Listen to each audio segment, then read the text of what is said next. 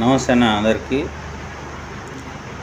ఇప్పుడు ప్రస్తుతం ఏంటంటే ఎమ్మెల్సీగా పోటీ చేస్తున్న మల్లన్న గురించి చాలామంది, ఇక వాళ్ళు మేధావులు అనుకుందామా ఏమనుకుందామా, చాలామంది చాలా రకాలుగా ఆయన ఓడిపోవడానికి శాయశక్తుల వారి స్థాయిలో వారు కృషి చేస్తున్నారు. మరి వారి వెనుక ఎవరు ఉన్నారు, ఎవరు చేపిస్తున్నారు, మరి ఆయన అంటే అంత కసి పగ ఏంది అనేది ఎవరికి అర్థమైతలేదు. అయితే మల్లన్న కంటే అంత మల్లన్న దుర్మార్గుడు, మల్లన్న అది చేసిండు, మల్లన్న బ్లాక్ మెయిలరు, ఈ విధంగా చాలామంది చాలా రకాలుగా మాట్లాడుతున్నారు. కానీ ఆయనకంటే ఇక దునియాలో ఎవరు లేరా?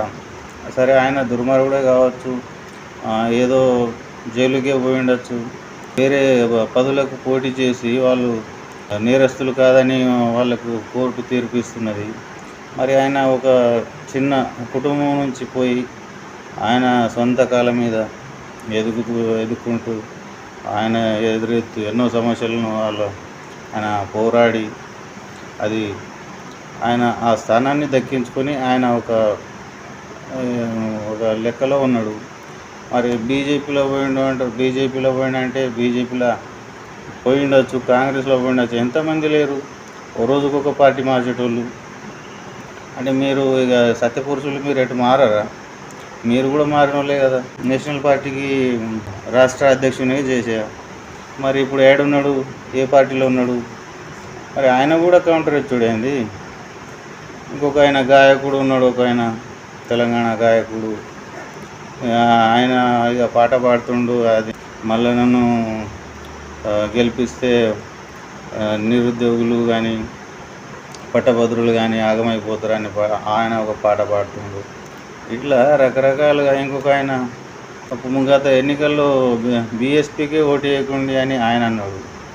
ఇంకొక ఆయన కూడా ఇక మాకు వర్గీకరణ వస్తుంది, మీరు అందరూ ఎంపీ ఎలక్షన్లలో బీజేపీకి ఓటేయండి అని ఆయన.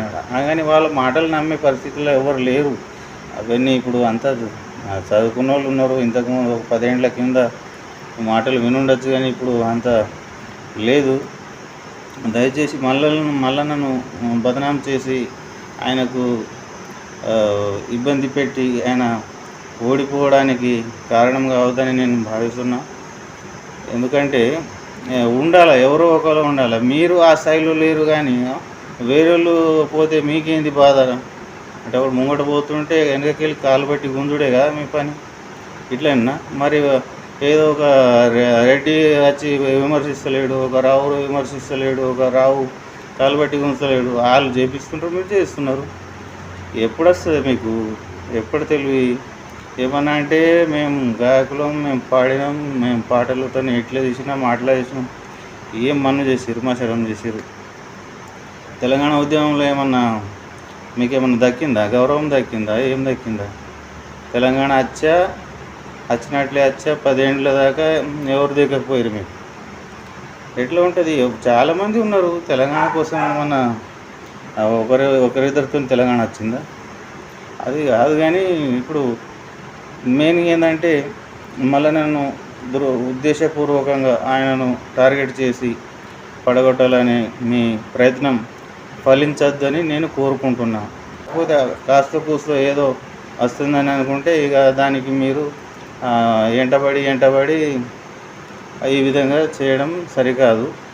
ఇలా మీకు నచ్చకుంటే ఏదైనా అభిప్రాయాలు చెప్పాలి, కానీ మీరు మరీ ఆయన మీద కక్ష కట్టి పాటలు పాడి ఏందన్నా, ఎవరైనా అదే స్థానంలో మీకు కాంగ్రెస్ పార్టీ మల్లన్నకు పిలిచినట్టు మీకు పిలిచి టికెట్ ఇస్తే అదే పాట మీ మీద పాడుకుంటుంటే ఆయనను ఇంకొక ఆయన విమర్శించేట ఆయనకు ఒకవేళ అదే టికెట్ ఇస్తే ఆయన అదే విధంగా విమర్శిస్తుండే. ఆలోచించండి. ఇగో ప్రతి ఒక్కరికి స్వార్థం ఉంటుంది, స్వార్థంతో సహా కుటుంబం ఉంటుంది, కుటుంబంతో సహా ప్రజలు ఉంటారు, అన్నీ చూడాల్సిన పరిస్థితులు ఉంటాయన్న. ఆలోచించండి మంచిగా.